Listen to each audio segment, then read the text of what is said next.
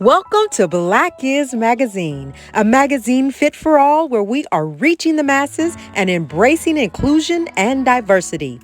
Entertainment, small businesses, minority and women, mom and pop shops, and more. We offer a safe platform for individuals to interview and share their journeys. We also offer advertising slots at the very lowest prices to get your business recognized across the U.S. and abroad. Visit us www.blackismagazine.com.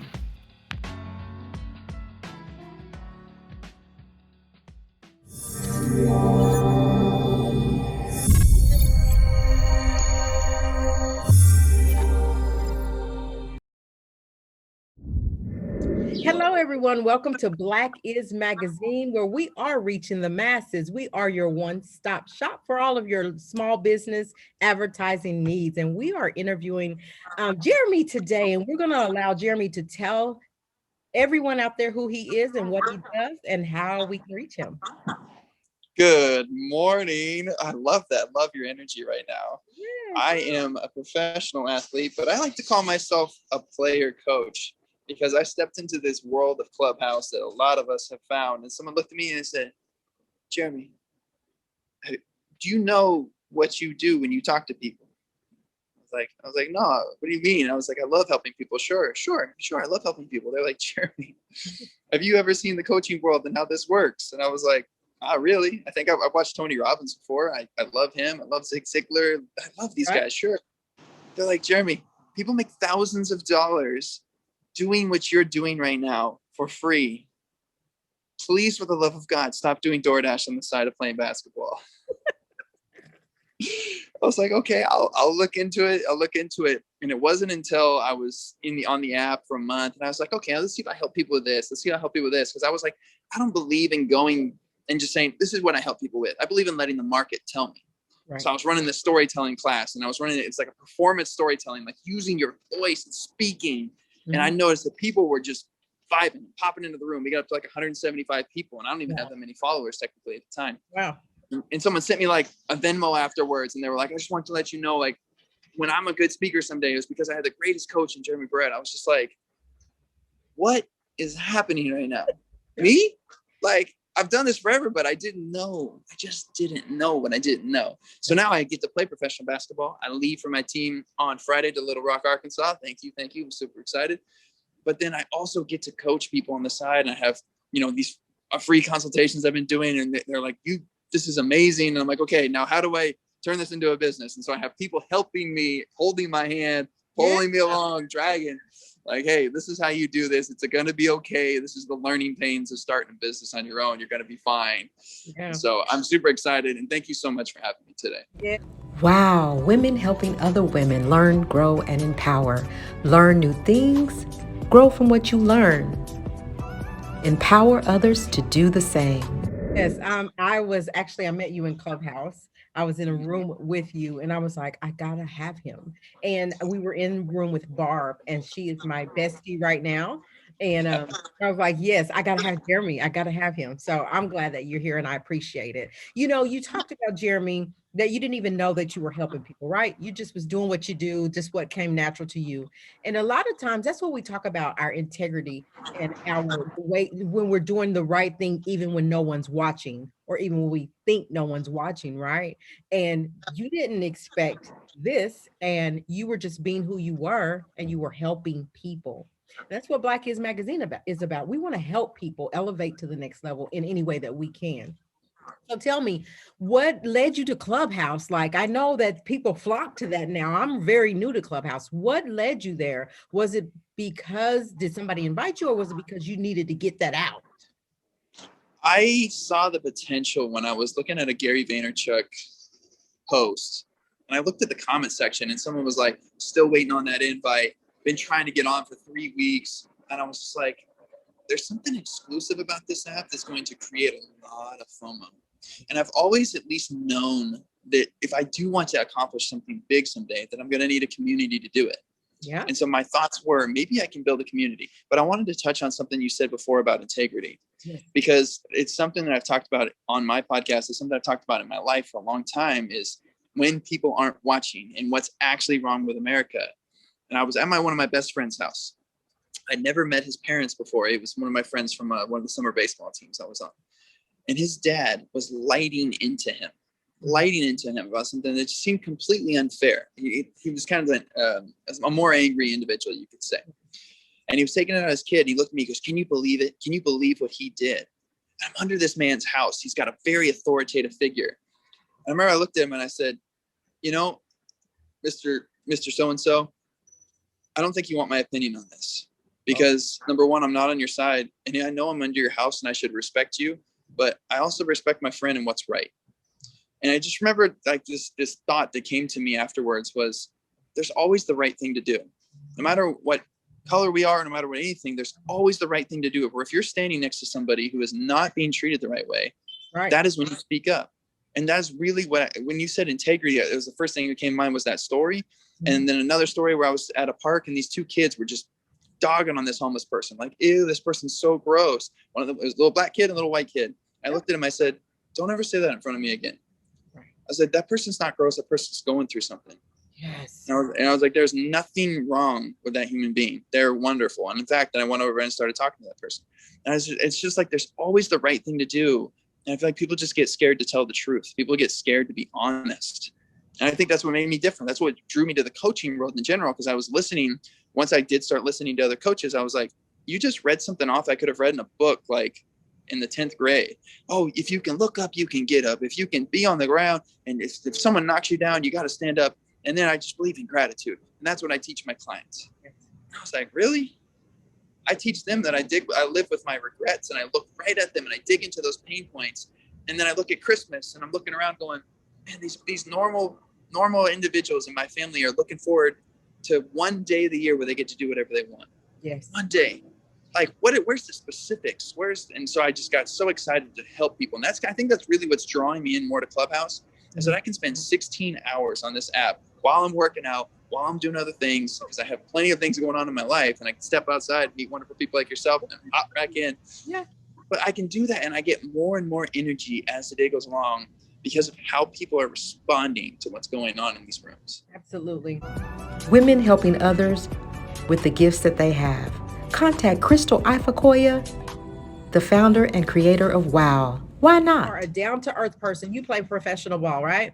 Down-to-earth person, and your whole goal is to help people. What do you say to people that are afraid to open up and say, I have an issue and I don't know how to talk about it, and they won't, and they boggle it in? How do you direct them? How do you coach them?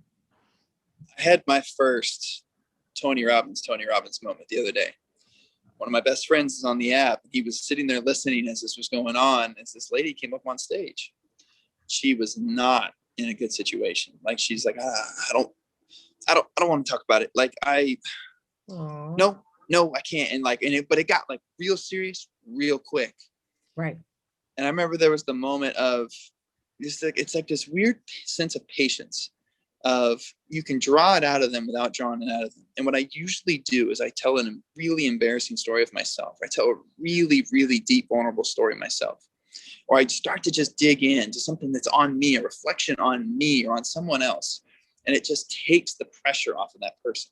Yeah. Even when I'm meeting someone for the very first time that I know is shy and know doesn't want to share things, as I'm texting them, I'm telling them about how I'm watching Disney and I'm eating tacos on the floor in my kitchen because my brother catches me in a million different places in the house. And it's like a game now, because he'll come out and I'll just be like back on the floor, feet up on the counter, eating. And he's just like, what are you doing?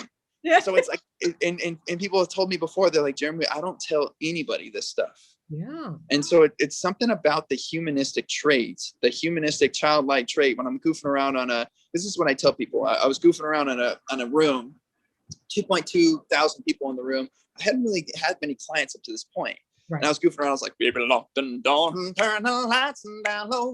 And it was late at night. Like, I wasn't trying to think about business. My DMs flooded of people that were like, "I want this. You're so charismatic. You're so powerful.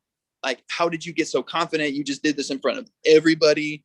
And I thought about it. I was just like, the power is not in what I've done and what I've accomplished.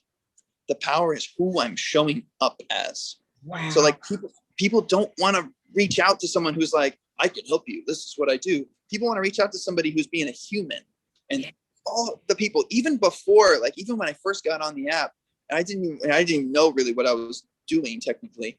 People were reaching out to me. They're like, well, I just wanted to talk to you because you seemed like you were human. I was like, dang, I mean, I used to get phone calls in high school. I got a phone call when I was a junior. It's the last thing I'll say before I pass the mic back to you. I got a phone call my junior year of high school with this girl I never met in my entire life. She goes, you just seem like someone I can talk to. So I think I just have always presented myself as me to certain people. And then they just feel like they can beat them and fart and burp and sing and cry and scream and not feel judged. Yeah. So it's just a feeling that you give people, I think. Yeah. I think people hone in more to your authentic self, your authentic person. We can come on stage, we can go do whatever, and we can pretend all day long. But I think that when people get the real you, tear back all that stuff that looks good and present your real, true, authentic self, that's what people say. Oh, he went through it. She went through that before. So it ain't just me. I'm not in this by myself. So now I'm going to share. Right. And I think a part of sharing is a part of healing. So if I can share my story, I'm healing. And the more I'm able to share it, the better my mental is, the better I am, I'm able to walk this earth and be good. Right. And so go ahead. I was going to say it's the little things too, because one of the things I was just about to do is perfection.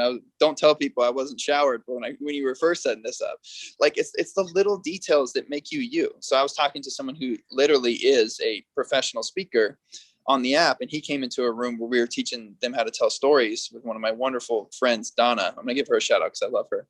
Hey, Donna. And so we were in this room, and this person came up and they told the story, and I was just like, hey, where's you?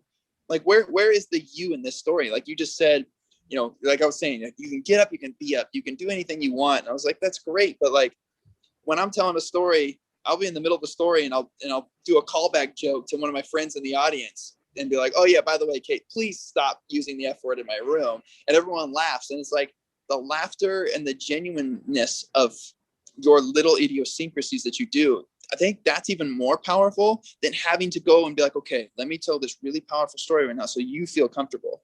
I feel like that people feel comfortable in the little vernacular they know as yours. Yeah. Oh yeah. So when I'm teaching people now to be a coach, which is bizarre to me. But as I'm teaching people to do this, I'm telling them to walk around with like a little notebook in their back pocket. And if they say things over and over again and they're to their friends or at 3 a.m. or to their flipping dog or to the bird that they walk by, because we all talk to random animals and we're weird. We're all kind of weird, just a little bit. Write that stuff down so that you know what you want to say, not what Les Brown wants to say.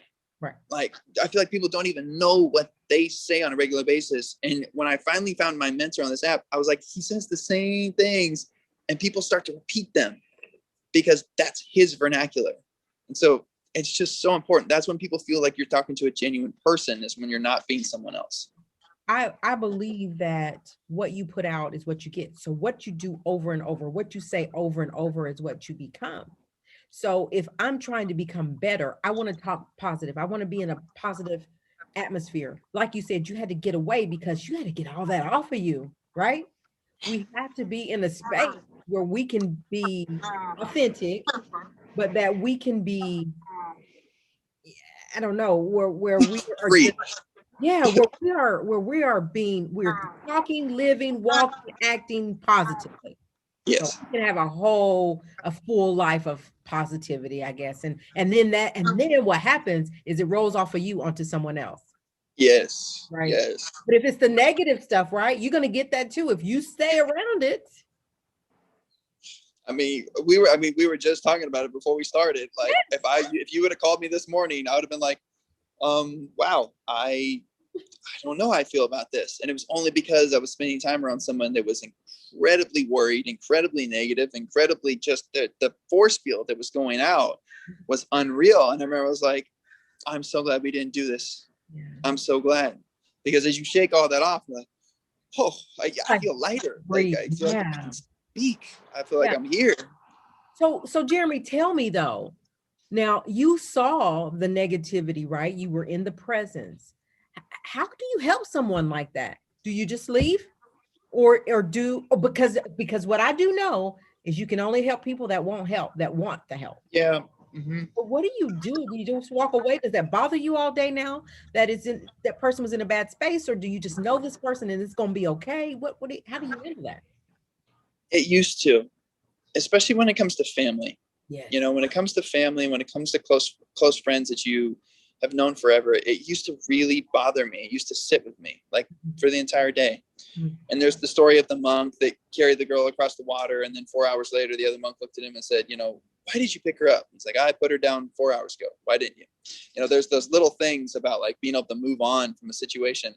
But there's just nothing I can do for someone who, number one, as you said, doesn't ask. Yeah. And there's nothing I can also do if I don't show up with this crazy amount of energy myself that pushes the force field back into them and then shows them the reflection. Yeah. Because, and we were literally talking about this in one of my rooms the other day, is that to cultivate this environment around yourself that is so strong of self-love, self-assurance, and clarity that as these other barbs of energies coming towards you, it literally deflects. And then if you have to create, like, because I think of evil, I really think negative energy is pure. Like, they're not evil people, but it's like that draw on them. So it's like that negative energy they're doing, and then they're doing okay. They're doing pretty good, but they're comfortable. And then there's joy.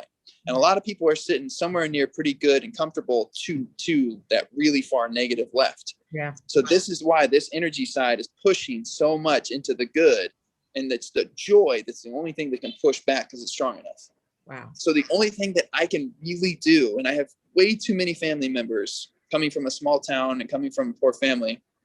Well, okay, family. My mom was really poor, but coming from this side, the best thing I can do is make myself so joyful, so much energy that when I step into their life, they feel it and they have to laugh because they're like, you are, and usually it ends up being the little laugh, a little shake of the head. And it's like, you're ridiculous. Yeah. And they walk away. That's the only thing I can do for them because I know for damn sure they're not going to ask. Yeah. But you made them laugh a little bit. You made them chuckle a little bit, right? And now they're going to walk away and think about you all day doing that little thing you did to make them chuckle, right? Right. So that kind of little bit of energy touched them. It got on them. It's either that or I have to, it's when I tell people when I'm teaching how to perform, where do you want to leave your audience? And I'm thinking about my audience all the time. So as I left today, I kind of left somewhat quick. Number one, I needed to get here for this. and number two, the last thing I kind of said was like, I felt the energy kind of coming back into me as I was leaving. And I felt them drawn towards me as I was walking out the door, like, hey, don't leave. And then it was kind of as I left, I knew I was going to leave them with the tiniest bit of regret and reflection. Not necessarily my favorite thing to do, but in the time, like with how short of time frame I had, I was like, this seems like the best thing for now. And then let's just go kick ass and have a great energy day. Yeah. I mean, and then the rest of your day is kick butt and go have fun. Wow, women helping other women learn, grow, and empower. Learn new things, grow from what you learn. Empower others to do the same. Helping you to create a plan for your life, vision for a better life. Get connected to resources, seminars, trainings. Women helping others with the gifts that they have. Contact Crystal Ifakoya, the founder and creator of WOW. Why not? Yeah, let's switch the tone a little bit and talk about your professional life, your basketball, because if I remember correctly, did you walk on? It was worse than that. Yeah, tell me your story. Let's talk about your story about getting into basketball. Yeah. I was on vacation down in California. I picked up 2 jobs randomly with one of my friends and at a baseball facility. That's a different story. So I'm working 42 hours a week. And I finally was like, I'm just going to be done with baseball. I'm not quite sure. I'm working out at this facility every day on this thing called the Vertimax. And I got to the point where I could squat 220 and jump with 220 on my back. I was getting really athletic. And so I started going to the park every day because I was not even honorable mention in high school, like all conference. I was an athlete. They would play baseball for about 300 days of the year. And then for 65 days of the year, I'd step on a basketball court, be an athlete. I loved the sport, but I think I shot like 17% from 3. I think I probably shot like 35% from the free throw line, which, I mean, Shaq shot better than that. Yeah. So really bad when it came to skill. I was a pretty decent athlete, so I got by. So I started going to this park every day, and I just started shooting. And like, I was like, you know, I want to play. I'm 6'6". I do have an advantage of at least being tall, and I'm skiing really athletic, as I said. Right. I said, I don't want to be that 40-year-old that looks back and says, I was so good when. Yeah. And so I bought a ticket, or whatever you call it, to go to an open G League tryout, NBA G League tryout in Bakersfield, California. I drove 4 hours up there. I'm in purple hyper dunks, white freaking Kmart with like the weird cutoff, like bad looking like tank top, and black shorts. And people are walking around in Syracuse and Duke unis, and they're all looking nice, and they got the cool braids. And I'm like, I am in the wrong place. I'm like doing like yoga on the side, like, and people are, I can't imagine. I didn't look at anybody because I was like, I can't imagine what they're thinking right now. But when we got into the first drill, it was just like let's get out and run. Right. I can jump. And so I jumped from like a step inside the free throw line and just packed it. And all I heard was, oh my God. I heard like the whole energy shifted to, who the heck is that? Yeah. And the coach walked up to me, he started being like buddy with me. And I'm like, oh, like I'm making an impact right now. This is kind of cool. Like, I don't know. It's like being in the coaching world for the first time. I didn't really know the basketball world. So I was like, this is kind of fun. Like, I'm going to play with this. And I had a really good, I think I missed like my first like 5 shots. I wasn't a great shooter. And then I like dunked on somebody, just absolutely just postered somebody. And like the gym kind of shut down. And then like the coach came up to me and he goes, okay, level with me here. He goes, you show flashes of brilliance. And then you show flashes where you suck. Why? I was like, man, I haven't even touched the basketball in like 5 years. I've kind of played in high school. And he's like, okay. He's like, I get it. It makes so much sense now. He's like, you haven't been on the right place on defense in like 5 possessions. Right. He goes, I'm going to send you somewhere because you're good enough. I'm going to send you somewhere. Go learn how to play the game again. And then I'm going to have you come back. Right. And so I got an email from like a junior college, like 2 weeks later in Washington, drove and played, like had to practice. Like, so I drove like 22 hours and had to practice like 2 days later and join the team. Like, that's how my basketball career started, was going to a tryout and flipping Kmart attire. Oh, wow. That's a story and a half. So, and how long have you been in the profession now? I've been in it for technically 4 years, because I was in college for 2 more years. So I would say nothing's ever linear when you don't have a resume. Like if I would have played baseball, I had a Division I, I played Division I baseball. So it would have been easy for me to get a job. Right. Like, because people would just trust me. People trust places more than they trust the person, because it takes a long time to scout. But when it came to basketball, I basically have gotten all my jobs from going on these tours. Like I went on a tour in China. And I love the team from Lithuania and Spain, because I speak Spanish. And so I spent so much time, and I didn't even know I was networking. I just like people. Yeah. So I spent so much time with the other teams. And then towards the end of the tournament, one of the teams from Lithuania was just talking to me. I was having wine with their coaches. We were hanging out. And they're like, why don't you come back with us? I was like, what? They're like, yeah, we're going back. We have a whole other half of our season to play. You can just come back and play with us. I was like, wow. So I flew home from China to Oregon, packed, and then flew to Lithuania. So my jet lag went from plus 15 hours to plus 12, like negative 15 to plus 9. I mean, I didn't know what world I was in, dimension I was in. Yeah. So like, it's never been linear, but it's been so much fun. And now I'm in the 3rd league, I would call it, in the United States. It's called the TBL.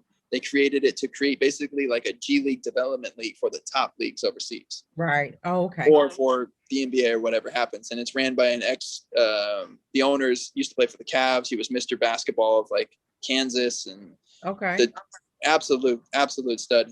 They're wonderful people. They focus so hard on the community, which thankfully I'm good at the community and the kids. So I have like a little job protection. I do like.